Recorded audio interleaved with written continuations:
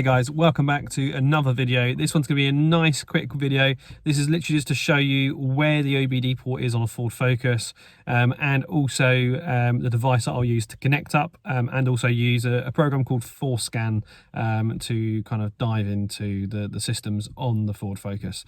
This works with many other models other than just a Ford Focus, so there'll be loads of similarities with other Ford models as well. So yeah, stay tuned, and I'm going to show you some of the screen footage as well, so you'll see exactly what I'm doing. So this is the VeePeak system that I'm going to use today. It's basically USB driven, straight into the USB port, and then this goes straight into the OBD port. So where is the OBD port? It's literally sits underneath your light cluster. So you basically pull this little bit out here. This is your tray that you might be used to. That basically comes out.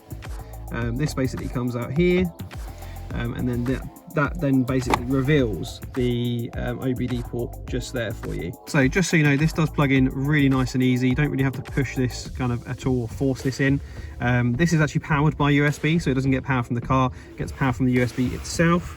In this case, this one actually kind of looks like it's going in upside down and just kind of pops in there for you.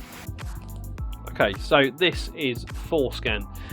So as I mentioned, you can use this on loads of different models on Ford, even on Mazda as well. Just going to show you here, I've got debugging mode on, just to like to know what's going on with it, and also I have the demo mode off as well. I'm using a USB device here, so I'm going to be using the COM type, and also I set everything else to auto on there.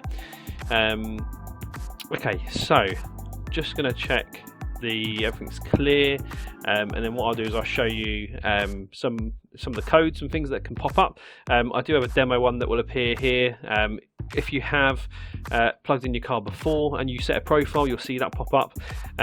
So you'll see an error in a moment, which is basically to do with me basically turning things off a bit too quickly, and it's caused a bit of basically an error pop up, but it doesn't put any engine management lights on or anything like that at all.